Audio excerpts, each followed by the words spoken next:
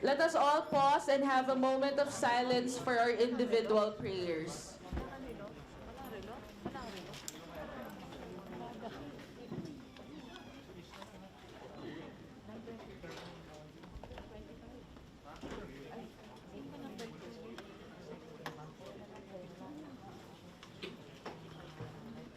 Do I hear a motion to dispense with the roll call? Julie. Madam Chair, I move to dispense with the calling of the roll. I second the motion, Madam Chair. There's a motion to dispense with the roll call, duly seconded.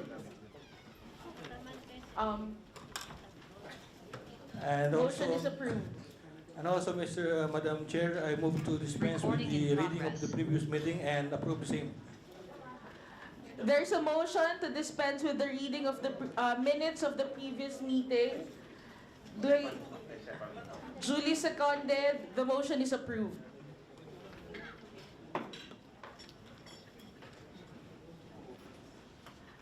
Assalamualaikum warahmatullahi wabarakatuh. Once again, a pleasant morning to my colleagues, our distinguished guests, ladies and gentlemen. Thank you for coming and welcome to the meeting of the Special Committee on Peace, Reconciliation, and Unity. We had a meeting last August 22, and Secretary Galvez, the Presidential Advisor on Peace, Reconciliation, and Unity, presented updates on the Philippine Peace Process. Thereafter, our resource persons from various offices in the national government gave their respective takes on the subject matter. Likewise, the House members and provincial governors who were then present raised their concerns and issues in their respective areas. Unfortunately, that meeting was insufficient to thoroughly discuss and resolve the pressing and controversial issues on the peace agreement. Thus, we called this meeting to give us an opportunity to tackle the remainder of such issues and concerns.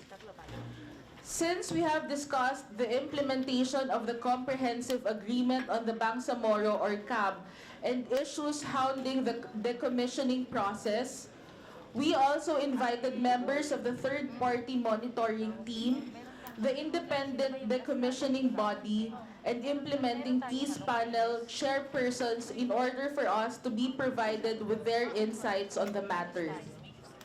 Some of the issues that have been brought up were the block grant, legislative priority codes, as well as the performance and audit reports of BARMM. We requested the two reports from BARMM repeatedly, but it has not been submitted to the committee. Considering that the Intergovernmental Relations Body is chaired by the Secretary of Finance and co-chaired by BARMM Minister Iqbal, and its Secretariat heads are OPAPRU Assistant Secretary Mayor and the BARMM Attorney General, and that the IGRB prepares and presents the accomplishment reports to the President, the committee also requested the audit and performance reports from the OPAPRU. However, Secretary Galvez replied in writing last August 23, 2022, that it is not within OPAPRU's mandate to require the BARMM to submit these reports and they do not have records of such. On November 8, 2022, the committee was in receipt of a communication from Interim Chief Minister Ahod Ibrahim that he cannot attend the meeting today. Likewise, Secretary Galvez, Presidential Advisor on Peace, Reconciliation, and Unity, expressed his regrets. Today, if time permits, we will listen to all our resource persons as we recognize the importance of getting all the views and enlighten us as we uphold moral governance in our areas. I would like to recognize the Chairman of the Government Implementing Panel, OPAPRU, Undersecretary David Deshano, to have the floor. I'm sorry, before we start, Committee Secretary, please acknowledge your guests.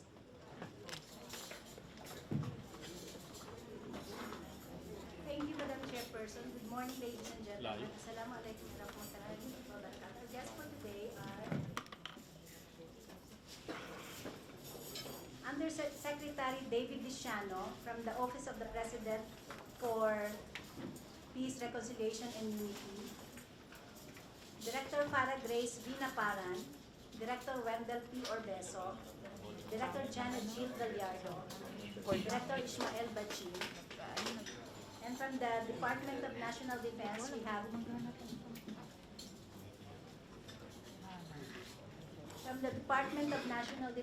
have Undersecretary Ignacio Madriaga.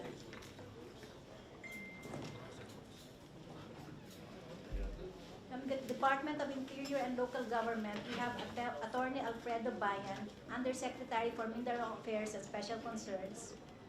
From the National Intelligence Coordinating Agency, we have Director General Ricardo F. De Leon. From the Department of Justice, we have Assistant Secretary Randolph Pascasio. From the BARMM governors in the provinces of BARMM, we have Governor Abdusakur M. Tam from the province of Sulu. We have Governor by Mariam Sanki Mangudadato from the province of Maguindanao del Sur. And we have Governor Ismael I. Sali from the province of Tawi-Tawi.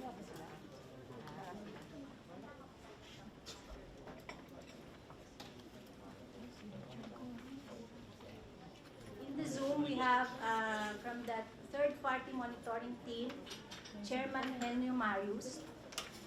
From the independent decommissioning body, we have the Vice Chairman of the IDB, Mr. William Hovland, with GPH representatives Lieutenant General Ray Ardo and Professor Mario Aguja. From the municipal mayors of BARMM, we have from the Maguindanao del Sur, Municipality of Sharif Saidona Mustafa, Honorable Sajid Andre S. Ampatuan. From the Municipality of Datu Saudi Ampatuan, we have Honorable Edris A. Sindato. From the Municipality of Pandag, we have Honorable Mohajeran Oji Balayman. From the Municipality of Parang, Honorable Kahar Pendat Ibay. From the Municipality of Barira, we have Honorable Abdul Rauf D. Tumawis. From the Municipality of Dato Utin Sinsuat, we have Honorable Lester Sinsuat, accompanied by Vice Governor Ms. Fatima Aini Sinsuat. From the Maguindanao del Norte, we have from the Municipality of Matanog, Honorable Zoria S. Bansil Guro. From the Municipality of Northern Kabuntalan, we have Honorable Umbra Bayan Dilangalen. From the Province of Lanao del Sur, we have Municipality of Sultan Dumalondong, Honorable Jamel Bacaraman Kurangking. From the Municipality of Lumbayanage, Honorable Jamal Biasu. From the Municipality of Balabagan, we have Honorable Edna Ogka Benito, the Vice Mayor. From the Municipality of Tiagapo, we have Honorable Ali L. Sumandar.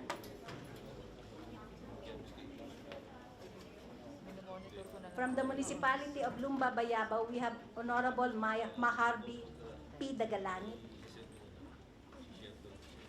From Basilan, we have Municipality of Tipo-Tipo, Honorable Arcam Patarasa Istarul.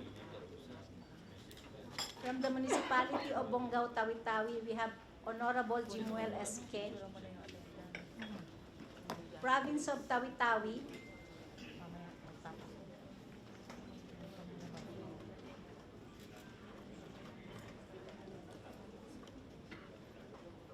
from the Municipality of Tawi-Tawi, we have Honorable Abdul Ismail Sali, Municipality of Languyan. Honorable Suraida Fabelio Muksin, Municipality of Mapun. Honorable Wasila Tidal Abdurrahman, Municipality of Simunul. Honorable Nurfitra P. Ahaha, Municipality of Sibutu. Honorable Rodesia M. Sali, Municipality of Sapa-Sapa. Honorable Hadzri Halun Matba, Municipality of South Obian. Honorable Al-Shalit Asdala Sali, Municipality of Tandubas. Honorable Muhammad Faisal Hajani Jamalul, Municipality of Turtle Islands. From the Armed Forces of the Philippines, we have M. General Romulo A. Manuel Jr., Deputy Chief of Staff for Intelligence, J2. We have Colonel Noel E. Bulcap, PM, Chief, Bangsamoro Peace and Support and Acting Chief, AFP, Peace and Development Office. Colonel Venercy Malabanan III, Judge Chief, ILSPD, TJAG. Captain Cheryl Mary Ann Villarta Igay, Judge Legal Officer. From the Philippine National Police, we have the Directorate for Operation. We have PB General Emmanuel D. Peralta, Police Colonel Randy A. Arceo, Police Colonel Villamor Tuliao, Police Captain Ken V. Claudio, PSSG Christine Albay. From the Peace Process and Development OPR, PLT Colonel J. Borromeo, PLT Colonel Henrik Alafriz. From the Overt Security, PMSG Agonoy, Pat Miguel. From the National Security Council, who will be present at the Zoom meeting, we have Secretary Clarita R. Carlos. From the Bangsamoro Autonomous Region in Mindanao, we have Honorable Dato Muslimin G. Sema from the Ministry of Labor and Employment. That would be all.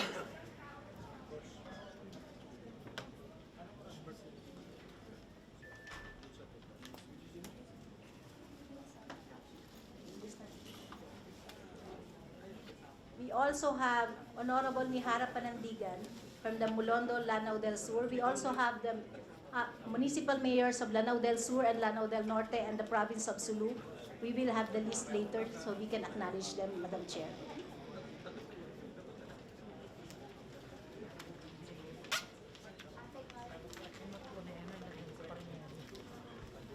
Thank you, Committee Secretary. Let's now proceed with the statement of Undersecretary Diciano. Sir, you are recognized. Thank you, Madam Chair. To the distinguished guests, members of the House of Committee on Peace, Reconciliation and Unity, headed by the House Committee Chairperson, Honorable Shirley Tan Tambut, Ma'am, our officials and governors from the BARMM Provinces, fellow public servants, ladies and gentlemen, good morning. I am Presidential Assistant David B. Diciano, and I'm representing Secretary Galvez, who cannot make it today. Secretary Galvez is in Basilan because he was requested by the stakeholders, especially from the Armed Forces of the Philippines, from the Philippine National Police, from the GPH, MILF peace mechanisms to attend in this today's meeting to discuss the incident last week, November 8, 2022. Secretary Galvez, as you know, is the former West Mincom commander, a brigade commander, and a battalion commander in the area, and is very knowledgeable in the conflict situation in Basilan. That's why he personally went to Basilan today to discuss and to resolve the pressing issues regarding the security situation in Basilan.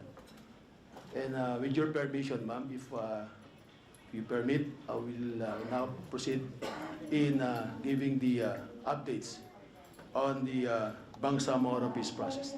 Thank you, ma'am.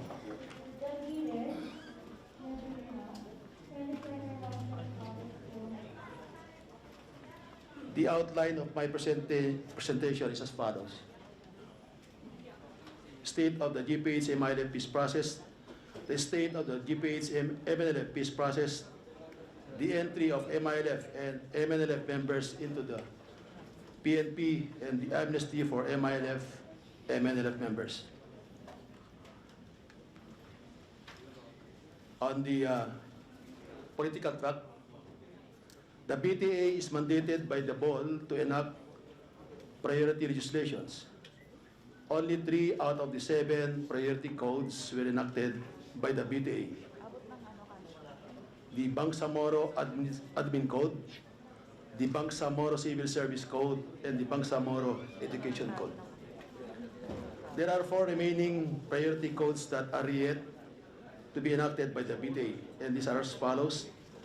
The Electoral Code, the Revenue Code, the Local Government Code, and the Law for Indigenous Peoples. In October 2022, the national government, Bangsamoro Government Intergovernmental Relations Body, has been reconstituted. The IGRB is now co-chaired by the Secretary of Budget and Management on the side of the national government and the Minister of Basic, Higher, and Technical Information on the side of the Bangsamoro government. There are also other IGR mechanisms created by virtue of the bond. Among these mechanisms, 3 have not yet convened, and these are as follows: the Philippine Congress Bangsamoro Parliament Forum, the Bangsamoro Sustainable Development Board,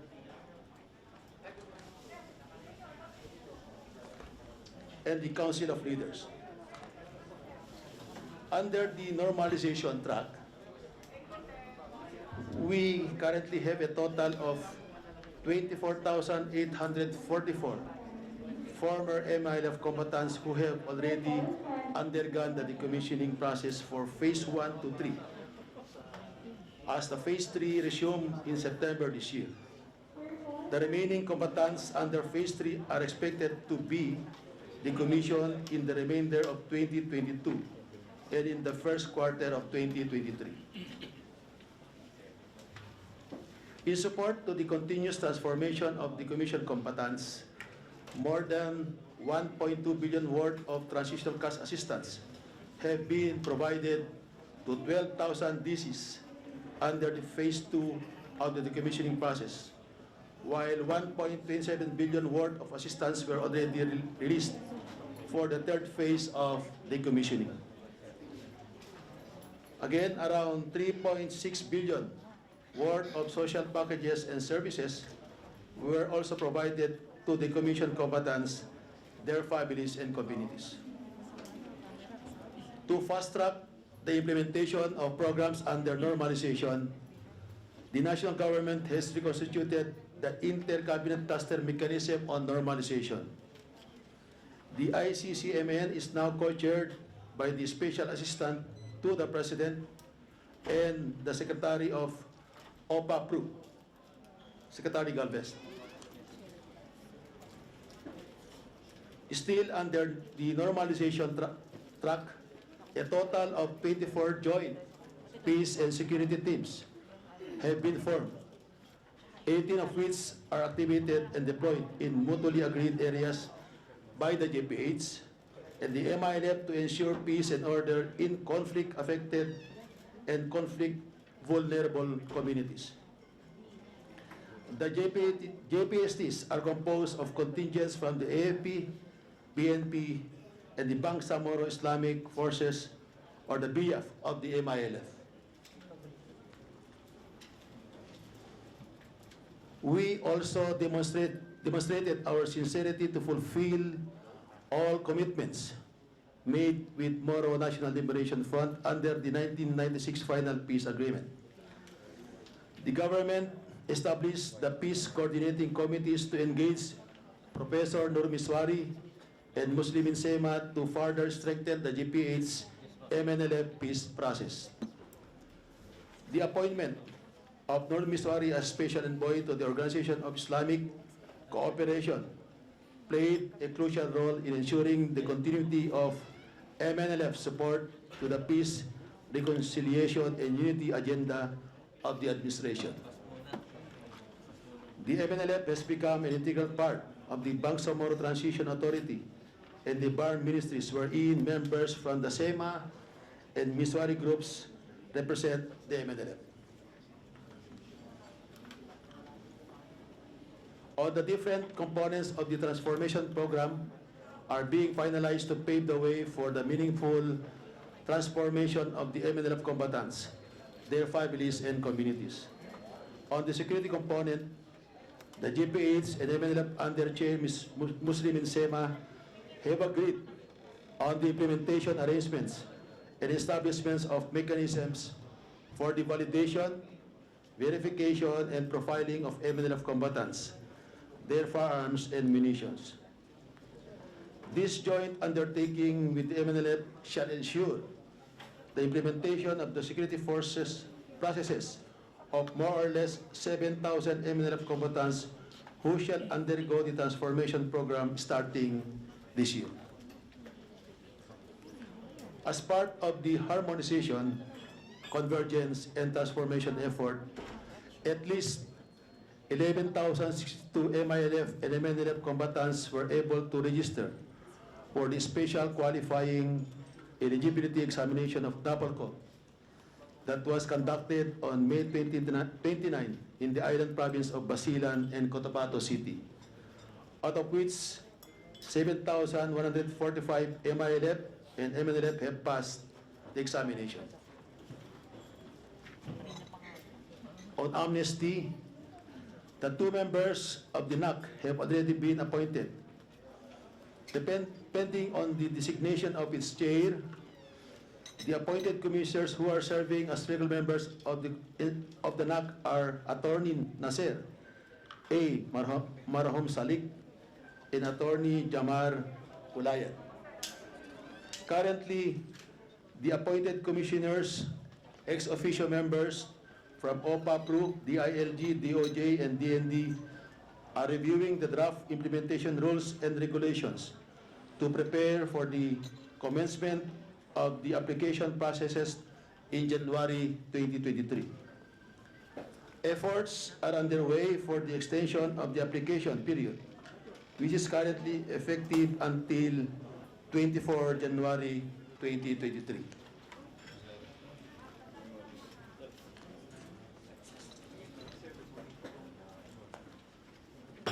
So that's all, Madam Chair, for the updates of the Bangsamoro Peace Process. Thank you po. Thank you, Undersecretary Diciano. Is there anyone from the House who would like to interpellate? Madam Chair, before we go with the next presenter, may I request for the copy of the presentation of Yusek Diciano?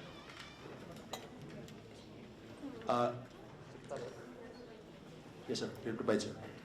Thank you. Madam Chair, can we have it now?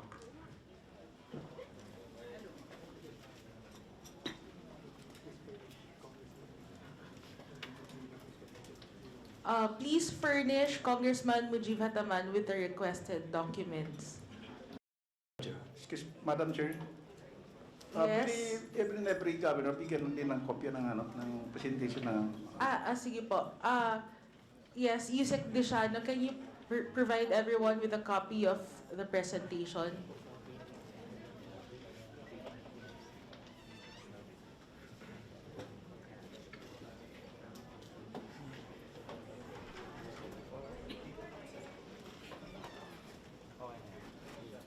Madam Chair, Yes, you were suggesting kanina for the interpellation. May I just suggest if we can just proceed with the presentation, and then after which we'll have an open forum or interpellation so that we can fast track the proceedings. If that may be possible. I do agree, Madam Chair, with the proposed suggestion of kung...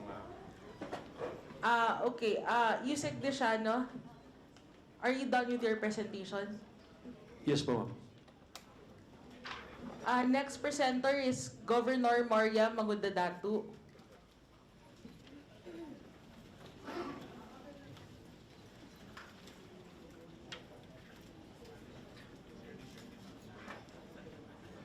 I'm sorry, before we start, I would like to acknowledge Governor Mamintal Adyong of Lanao del Sur.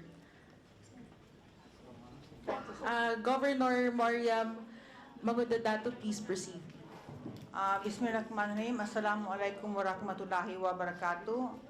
Our sincerest thanks to the President of the Republic of the Philippines, Ferdinand Bongbong Marcos Jr., to the Senate President Honorable Juan Miguel Zubiri, the Speaker of the House, Ferdinand Martin Romualdez, and to everyone who have helped in a way or another the realization of what we have now, the Bangsamoro Autonomous Region in Muslim Mindanao.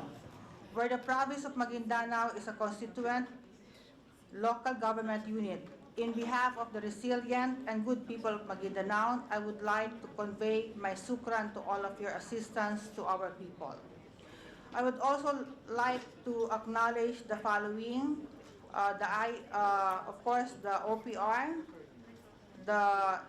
our National Security Council, our OSAP, the OPAPRU, the DND, the TPMT, the AFP, the PNP, the DILG, the NICA, DOJ, IAG, IDB, and of course my fellow governors in the region of BARMMs, the mayors coming from different municipalities of BARMM.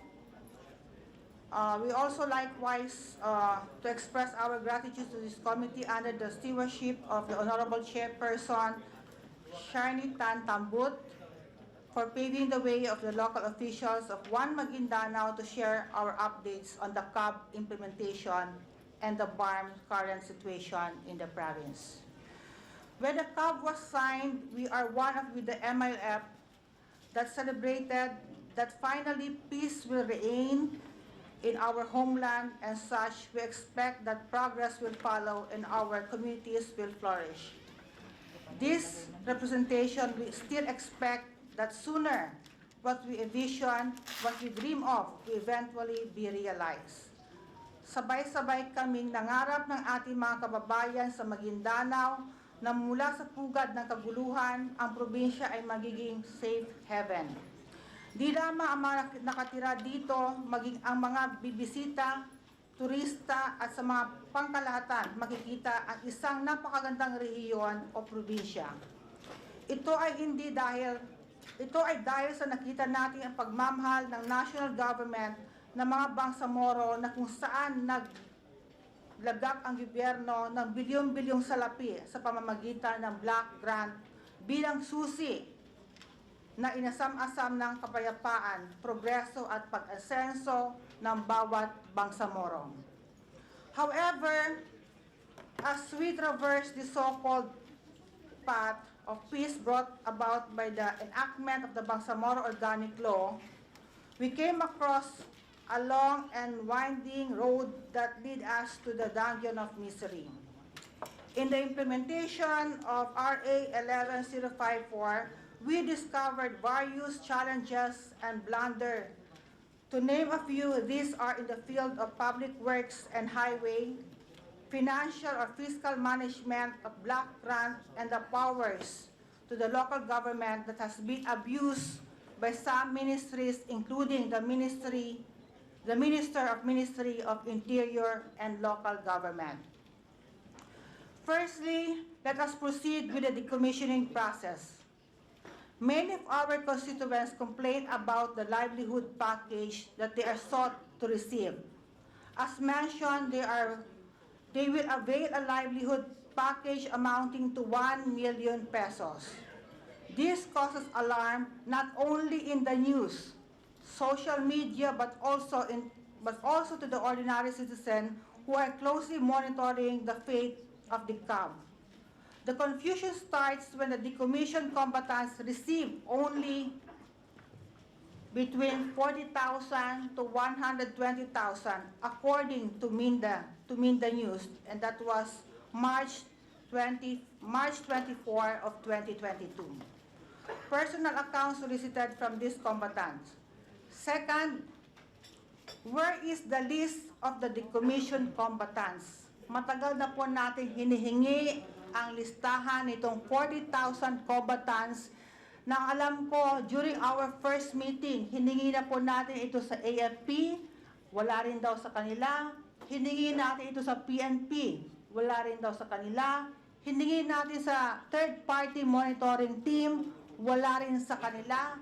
Hiningi natin sa IMT, wala rin sa kanila. Saan kaya ang misteryosong majestic list ng decommissioned combatants?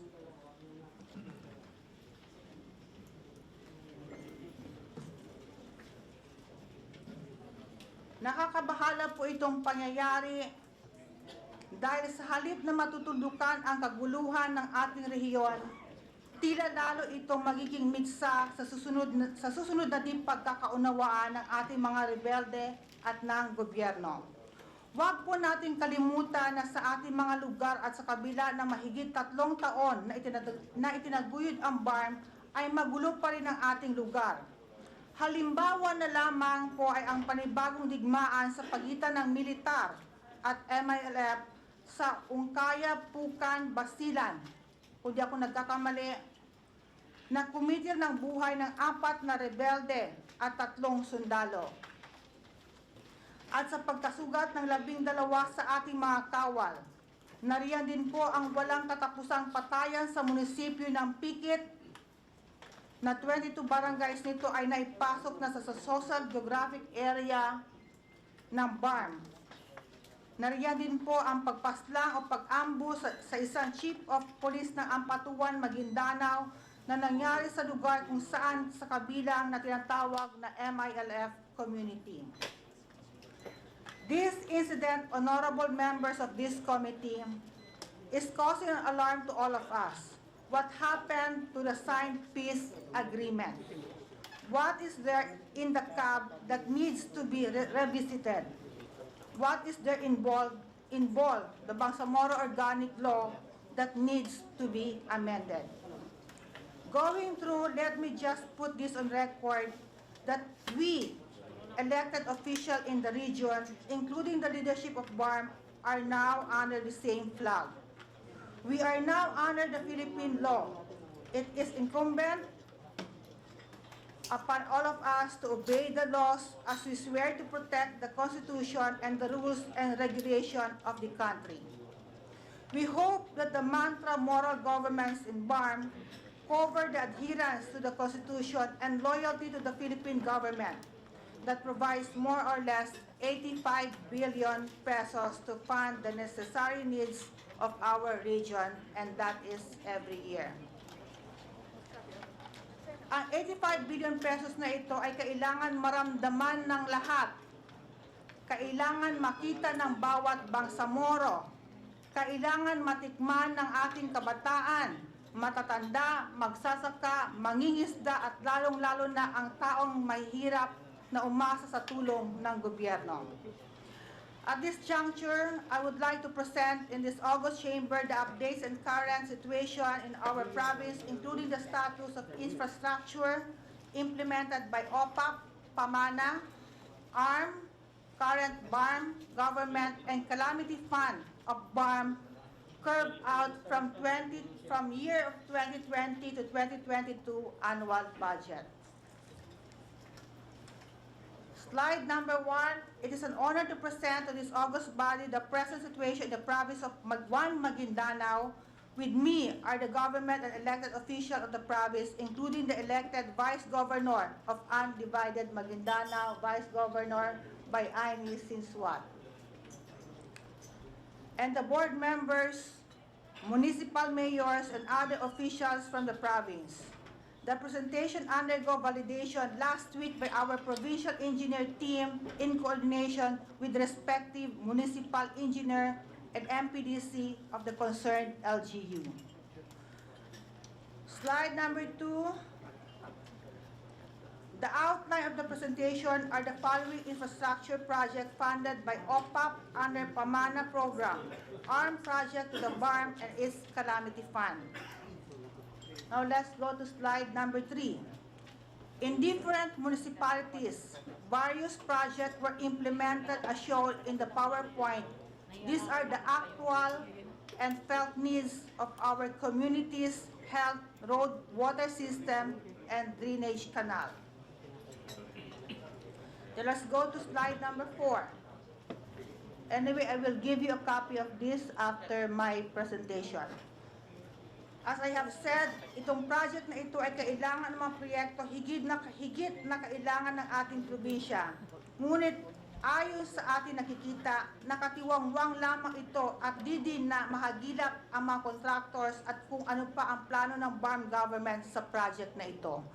Dahil marami sa ating mga proyekto ang hindi po natatapos nakalagay sa malalayong lugar kung saan walang komunidad. Slide number 5. That is the water supply level number 1, located in Datu Montawal Municipality of Maguindanao del Sur. We have various water system project like this in Datu Montawal Municipality that was completed but it was not functional. Hindi po siya functional, so sayang ang pera ng gobyerno sa pagpapatayo ng proyekto na ito. Anyway, one of our mayor coming from that municipality, I believe, is present today. Slide number 6. The Line Canal. This was implemented 2017 in Gindulungan, Maguindanao del Sur, kung saan ang proyektong tulad nitong kanal sa Gindulungan ay natapos natin ayon sa kanyang program of works. Posibleng di ganito ang epekto ng pagbaha ng probinsya maging sa ating rehiyon kung ito ay tinapos. Since 2017, nakatiwangwang pa rin ang ating canal drainage in the municipality of Gindulungan. In 2018, the road project was implemented in the municipality of Mamasapano as shown here. It calls from the attention of our engineer how it was implemented. Dahil nakikita po natin sa pictures, masyadong substandard, halos just implemented 2018, halos lubak-lubak na po ang kalsada natin doon, particularly in Mamasapano, Maguindanao del Sur. Slide number 8. In 2017, in Datu Udin Sinsuat, Maguindanao del Norte, the water system level 2 is being used by our constituent if only all projects procured by the government is completed and functional. We will be moving to other needs of our constituents to improve their daily income. The water system level 2 located in Datu Udin Sinsuat, date completed in 2017, but sad to say, non-functional. Slide number 9. The succeeding slide will be shown the project funded by the armed government. Nandiyan na po yung mga pangalan ng mga munisipyo, kung ito ba ay not functional or functional pong status. Anyway, hindi ko gaano siya makita riyan. But I will give you a copy of this. Slide number 10, the evacuation center in 8 municipalities. 6 of them were not completed and 2 of them is completed but not functional, including one from municipality of Datu Udin Sinsuat that was heavily damaged by Typhoon Paeng. Our obvious question is why it is not functional, why it was not finished. Sa panahong tulad nito, kailangan ng ating kababayan ng masilungan, ngunit bakit hanggang sa ngayon, di ito nagagamit, bagkus ang nagagamit na evacuation center ay mga paaralan tulad ng Brose Elementary School ng Dos Maguindanao del Norte. Also, we have Central Mindanao Water System. This should have been a very good idea with a very good water source from the spring of municipality of Datu Saudi and municipality of Ampatuan. In the municipality of Buluan, which is the capital town of Maguindanao del Sur, we have sports complex, DPWH office, and staff houses. All of them were unfinished projects causing wasting of government funds. Now let's go to slide number 11. Evacuation center located in Datu Udin Sinsuat. This is the evacuation center constructed along the national highway of Datu Udin Sinsuat, pero hindi na turnover at hindi po nagamit during the Bagyong Paeng. I do not know what happened to this dahil I think hindi po natatapos yung loob niyan. Then let's go to the evacuation center in Calayan. Apparently, the project was completed but is not functional up to this date. And the mayor, I believe, is here with us. At siya po magsasabi sa inyo kung sino po at bakit po kahit pa paano natapos ang evacuation center na ito dahil ito po ay sinalo ng local government ng Talayan Municipality. Slide number 13. In our municipality in Dato Abdullah Sangki, this was the evacuation center. Date of implementation started 2017, but up to now, ito po ang itsura ng ating evacuation center in the municipality of Dato Abdullah since I was a mayor for 2 terms, no? Naging governor na ako. This is my second term. Up to now, ganyan pa rin po ang itsura ng ating evacuation center in the municipality of Dato Abdullah. Same thing in the municipality of Dato Saudi, Ampatuan. Ang ating mga evacuation center nakatiwangwang lamang. Sayang po kung saan po napupunta ang black grant. Sayang po kung saan napupunta ang pinagkatiwala po sa atin ng gobyerno. Same thing happened to the evacuation center of Dato Pia na di gumagalaw simula noong 2018. Slide number 16. In Raja Boyan Municipality, they were lucky as the roof were installed. Pero yung roof lang niya ata ang na-installed. Ang mga dingding, yung gamit sa loob, hindi po gumagalaw since noong 2018. In the municipality of Sharif Saidona, Mustafa, we suffer the same thing. Ayan po ang itsura ng ating evacuation center. Napakaraming evacuation center in the whole province of Maguindanao. Magaling po lamang ito sa pag-inaugurate, picture taking with tarpaulin, but ito po hanggang ngayon, 2022 na, magtatapos na po ang 2022, ganito pa rin po ang itsura ng naimpisahan nating evacuation center since the year of 2017-2018. Hindulungan Municipality should have centered the evacuees during the Typhoon Paeng when the building was completed. But yet, ganun din po ang nangyari, hindi po natapos ang ating mga evacuation center. Now let's go to slide number 10. This is the central water system located in the municipality of Ampatuan, Maguindanao del Sur. Shown is the Central Mindanao water system, a huge amount of project that was not completed, resulting, nagsasayang lamang tayo ng pera dito dahil hanggang ngayon, the project started last 2017, yan po ang itsura, hindi nagamit, naglagay lamang po ng ganyan doon sa munisipyo, at yet, sinayang lang po natin ang ating pera doon. Now let's go to slide number 20. Magbibigay sana ito ng ginhawa sa libu-libo nating kababayan kung 5 munisipalidad kung naging functional ang lahat ng mga ito. Now, let's go to slide number 21, the DPWH office that is located in Buluan, Maguindanao del Sur. The date started of implementation was year of 2017.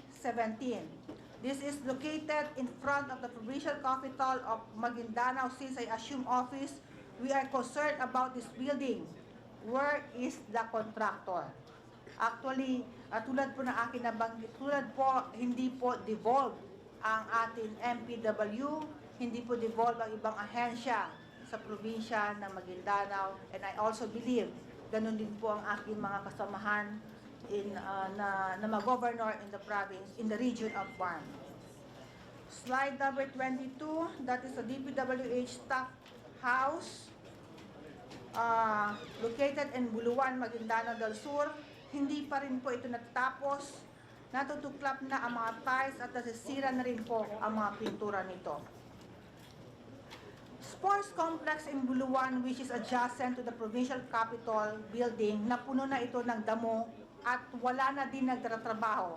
Dito mula ng inyong lingkod ay umupo sa pwesto noong 2019. Our question, ano ang mangyayari sa proyektong ito? Papaano ba ito matapos at mapapakinabangan ng ating taong bayan? Slide number 24. Since our agenda is regarding the situation of BARMM Provinces, let me walk you through some of our projects in our area. We submit the low phase of the BARMM in implementing projects since they are still in the transition period for almost 4 years, including the construction of road projects in the communities. They have been constructing since last year. The road project still ongoing, no? In Rio Grande Phase 2 in Sultan Kudarat. I hope na matapos natin kaagad ito, no? Slide number 27. The road is paid into sitio Inukalan in Sultan Kudarat Municipality. The road project, the status is still ongoing. The date of implementation start year of 2021. Now, in sitio Golf, makikita natin na umuusad ang proyekto. Ito po ay sa municipality ng Sultan Kudarat noong nag-umpisa po ito noong 2021. Ang tanong dito, saan po yung black grant noong 2020, noong 2019, 2020 to 2021? Bakit yan lamang po ang ating nakikita? Anyway, nandito ang ating mga mayors upang makapagsabi kung saan, dahil ang pagkakaalam po namin, ang ibang mga proyekto hindi po coordinated sa LGU at hindi rin po coordinated sa mga mayors natin. Nagtataka lamang po kami kung bakit nagkakaroon kaagad ng mga proyekto doon na hindi po alam ng mga nakakaupo sa pwesto, lalong-lalo ng ating mga minamahal na mayor. Now, let's go to slide number 29. This slide we show the totality of calamity fund of the BARMM for the record. The data presented here is from the annual appropriation of budget of the region from 2020 until 2022, when the Bangsamoro Organic Law is being implemented. As shown for the 3 years, the BARMM has total of more than 17 billion pesos, broken down each year as follows. Year 2020, 4,221 million. That's more than 4 billion pesos. In 2021, 6,450 million. So 6,450 million pesos. And for 2022, we also have 6,438 million pesos. So more than 6 billion din po ang kasalukuyang ating calamity fund. The item shown informs various ministries with Quick Response Fund, Emergency Relief Assistance Fund, and Disaster Relief Assistance Fund, and Flood Management Program of the MPW. Take note, and for the record, the BARMM has Social Services Development and a corresponding BARMM ready under the Ministry of Interior and Local Government are likewise engaged in the same capacity with that the Ministry of Social Service. We also have the project Tabang, Tabang doing the same function with that of the two ministries to essentially saturate the needy constituents. However, these assistance are given to the selected LGU, primarily those local chief executive under the United Bangsamoro Justice Party. In times of crisis, partly our political affiliation should not be the criteria in providing relief to the needy constituents. There are, however, some non-UBJP LCE local government executive that receive meager assistance from this ministry. Now let's go to slide number 30. We will show you now the onslaught effect damage of the Super Typhoon Paeng in the province where 10 bridges were not passable. 2 of them in the National Highway, the rest is under the area of responsibility of MPW. There are also schools that were damaged and houses that is nowhere to be found. We hope that the calamity fund of the BARMM will serve its purpose. Slide number 31. As soon as the weather permits, the PDRMO of Maguindanao and the Office of the Provincial Governor provide relief distribution to the affected barangays. Slide number 32. Finally, we would like to thank the President, His Excellency, President Ferdinand Bongbong Marcos, together with his cabinet officials from DILG, DND, DOH, DSWD, DPWH, SAP, Senators Mig Subiri, Bongo, Bong Revilla, Robin Padilla, and Senator Angara for providing relief assistance to our constituents when they needed in the most. Thank you also to the Vice President, Inday Sara Duterte, together with the people of Davao, headed by Mayor Baste Duterte, and to all the donors, whether government or private sectors. We are forever grateful for all your help and assistance to our countrymen.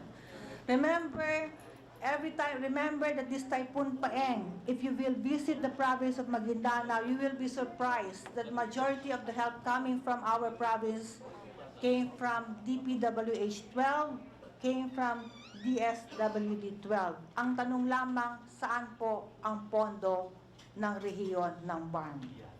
Again, maraming salamat, lalong-lalo na sa ating Honorable Chairwoman. Sukran and wasalam.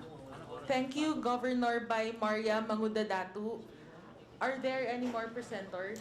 Madam Chair, just for the record, Yes. just a short comment on the presentation of Governor by Maria. Ma'am, ikaklaro ko lang, yung 2017 na data na present nyo, hindi ho under ng BARMM yan. Maalala ko yan, parang 20 to 17.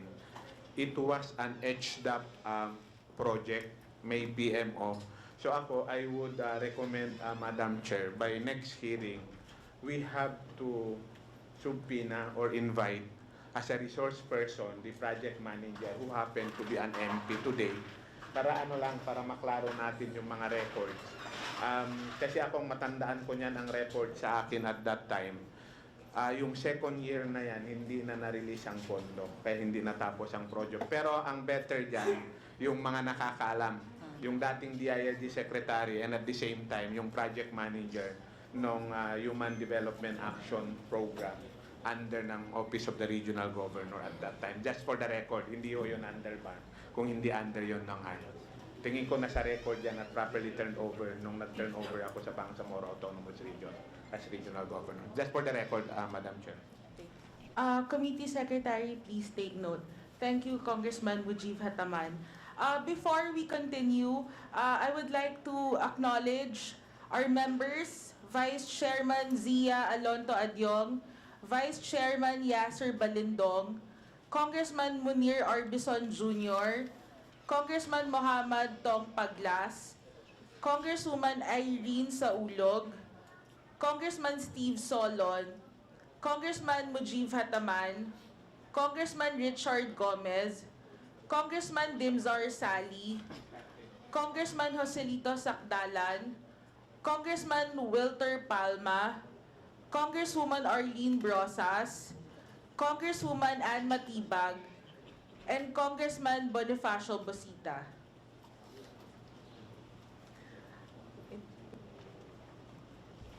Let's now proceed with the interpellations. First interpellator is Congressman Tong Paglas. You may proceed. Bismillahirrahmanirrahim. Assalamualaikum warahmatullahi ta'ala wabarakatuh. Magandang umaga sa ating lahat nandirito ngayon. Before my brief statement, may I just express my sincere gratitude to everyone in this committee hearing, especially the Presidential Advisor on Peace, Reconciliation and Unity, the Chief of Minister of Bangsamoro Autonomous Region in Muslim Mindanao, kung nandirito siya, our honorable and esteemed governors of the province of Maguindanao, Sulu, Basilan, Tawi-Tawi, Lanao del Sur, Sultan Kudarat, and Lanao del Norte. Chairperson and members of the Committee on Peace, Reconciliation, and Unity, and all other guests who has taken special interest in this topic today. It is an honor to be a part of the continued deliberation on the Philippine Peace Process and peace and order situation in the BARMM provinces and their vicinity.